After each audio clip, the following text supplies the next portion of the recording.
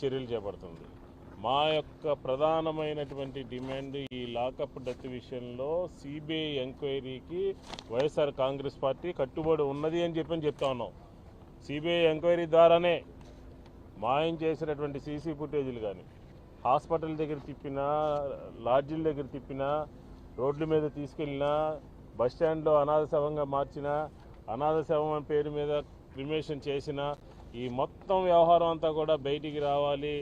ఈ lockup death వరకు ఉన్నటువంటి పెద్దల యొక్క హస్తాలన్నీ కూడా బయటికి రావాలి అని అంటే ఓన్లీ సిబిఐ ఎంక్వైరీ ద్వారానే ఇది సాధ్యపడుతుందని బలంగా నమ్మి ఇప్పటి వరకు కూడా అదే స్టాండ్తో మేము ఉన్నాము. ఈరోజు మెజిస్ట్రేట్ ఎంక్వైరీ ఆదేశించినప్పుడు కూడా ఇందులో అనేక విషయాలు పొందుపరిచి ఒక రిప్రజెంటేషన్ ఇవ్వడం జరిగింది. ఫైనల్గా ఈ విజయవాడ లాంటి నగరాల్లో సర్కారీ హత్య జరిగిందని చెప్పచ్చు. దీన్ని ఒక పోలీస్ స్టేషన్లో తల్లి వెళ్ళి 30-40 రోజుల పాటు తిరిగినప్పటికీ కూడా కనిపించకుండా మాయం చేసి శవాన్ని బూడిద చేసినటువంటి సంఘటనని ఎవరు కూడా, ఆంధ్రప్రదేశ్ ప్రజలు ఎవరు కూడా మర్చిపోలేకుండా ఉన్నారు. ప్రభుత్వం ఇంత పాశవికంగా చేస్తుందా, పోలీసులు ఇంత పాశవికంగా ఆలోచన చేస్తారా అని చెప్పండి. కాబట్టి దీనికి పూర్తి న్యాయం చేయాలంటే ఓన్లీ సిబిఐ ఎంక్వైరీ ద్వారానే ఇది సాధ్యపడుతుందని చెప్పి ఈ సందర్భంగా వైఎస్ఆర్ కాంగ్రెస్ పార్టీ డిమాండ్ చేస్తుంది. అందరికీ నమస్కారం. ఈరోజు వైఎస్ జగన్మోహన్ రెడ్డి గారి యొక్క నాయకత్వంలో, శ్రీ అంబటి రాంబాబు గారి యొక్క నేతృత్వంలో వైఎస్ఆర్ కాంగ్రెస్ పార్టీ ప్రతినిధుల బృందం ఈరోజు జరుగుతున్న మెజిస్టీరియల్ ఎంక్వైరీలో మా వాదనలను, మా అంశాలను లిఖితపూర్వకంగా వారికి అందజేయడం జరిగింది. వారు ఎండార్స్ చేస్తూ మాకు మళ్ళీ కాపీ ఇచ్చారు.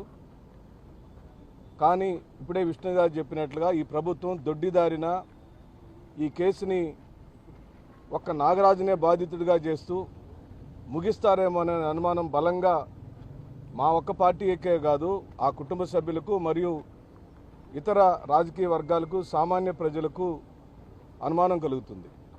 ఎందుకు అనుమానించాల్సి వస్తుంది అంటే, ఎట్టి పరిస్థితులలో వీడియో ఫుటేజ్ని బయటపెట్టి తీరాల్సిందే ఈ ప్రభుత్వం.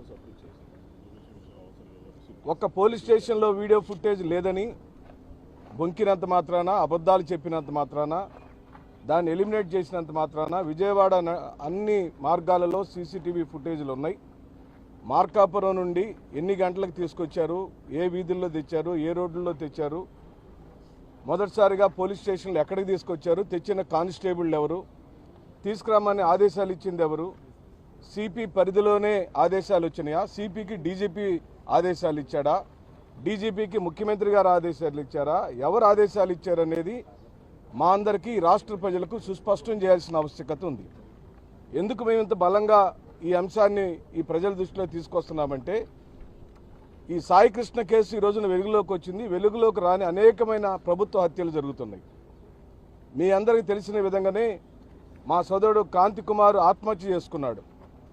అదే పోలీస్ స్టేషన్లో, అదే సిఐ ద్వారా బాధితుడై. అది ఒక ప్రత్యక్ష సాక్ష్యం ఉండినా ఈ రోజు వరకు కూడా ఆ కేసు మీద ఈ ప్రభుత్వం ఒక్క చర్య కూడా తీసుకోలేదు. ఓ పక్కనేమో సామాన్యమైన కేసులలో యూట్యూబర్లను ఊరు వాడా తిప్పుతూ కేసుల మీద కేసులు బనాయిస్తూ ఒక్క మాట కూడా మాట్లాడటానికి రాష్ట్రంలో వీలు లేదనే కఠినమైన దుర్మార్గపు చర్యలు ఈ రాష్ట్ర ప్రభుత్వం చేస్తుంటే, ఇంకో పక్కనేమో స్వయాన ఉప ముఖ్యమంత్రి దళిత హోంమంత్రి విఫలం చెందిందని స్టేట్మెంట్లు ఇస్తే, అదే నేను హోంమంత్రిని అయితే ఏ కేసునైనా తేలుస్తానన్న ఉప ముఖ్యమంత్రి గారు తన సొంత సామాజిక వర్గంలోని ఒక యువకుడు చనిపోతే దాని మీద ఈ రోజు వరకు ఉప ముఖ్యమంత్రి గారు ఒక్క స్టేట్మెంట్ ఇవ్వలేదు.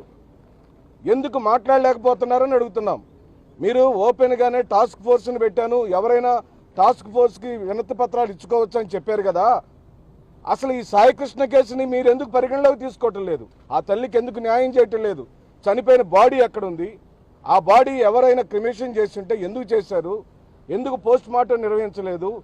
ఇది సాయికృష్ణ కుటుంబానికో చంద్రబాబు నాయుడు గారి ప్రభుత్వానికో సంబంధించిన అంశం కాదు. ఇది పూర్తిగా మానవ హక్కులకు సంబంధించిన అంశం, ఓ సామాన్యమైన కుటుంబానికి సంబంధించిన అంశం.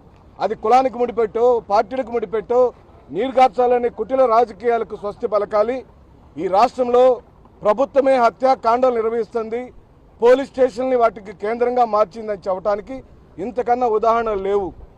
అందుకనే విష్ణు గారు డిమాండ్ చేసినట్టు రాంబాబు గారి యొక్క పత్రంలో ఉన్న ప్రధానమైన డిమాండు ఈ కేసు మీద సిబిఐ ఎంక్వైరీ చేసి తీరాల్సిందే.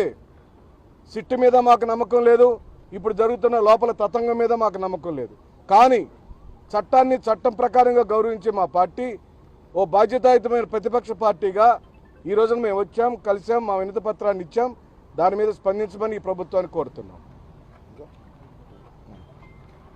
మీరే సార్.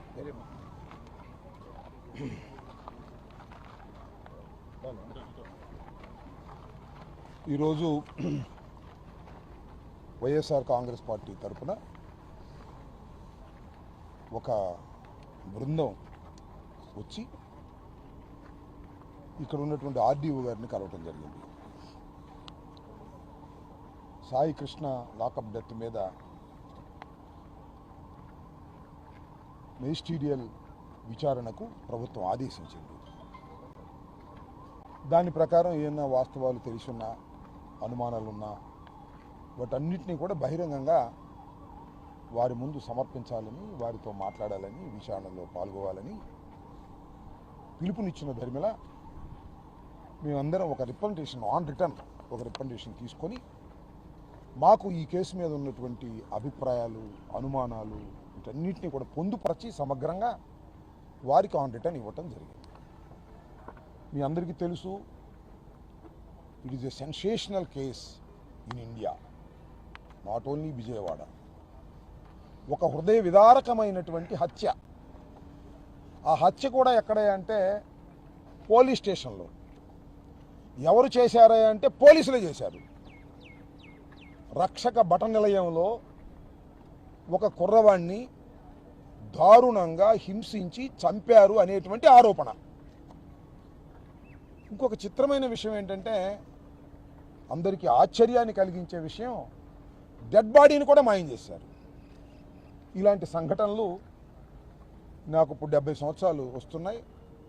నేను న్యాయవాదిగా పనిచేశాను. అనేకమైన లాకప్ డెత్తులు మనం చూసాం. పోలీసులు కొడితే చచ్చిపోయిన సందర్భాలు చూసాం.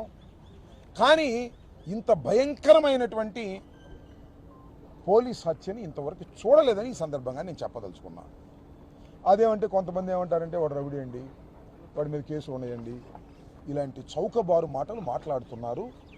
ఇది భారత ప్రజాస్వామ్యంలో రాజ్యాంగం ఇచ్చినటువంటి బ్రతికేటటువంటి హక్కుకి భిన్నంగా జరిగినటువంటి సంఘటన.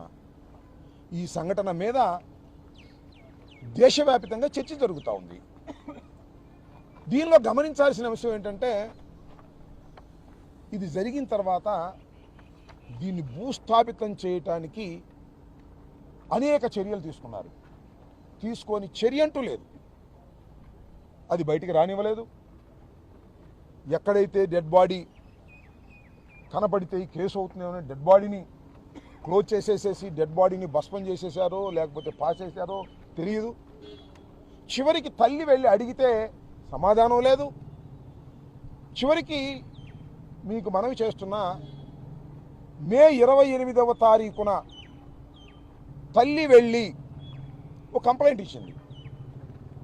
నా కొడుకుని పోలీసులు తీసుకొచ్చారు, ఇది మిస్టీరియస్గా ఉంది, లాకప్ డెత్ లాగా కనిపిస్తుంది అని ఇచ్చినా కూడా దాన్ని కూడా రిజిస్టర్ చేయలే. రిజిస్టర్ చేయకపోగా అక్కడి నుంచి జాగ్రత్త పడ్డారు. ఎవిడెన్స్ను తుడిచివేసే కార్యక్రమం పోలీసులు చేశారు.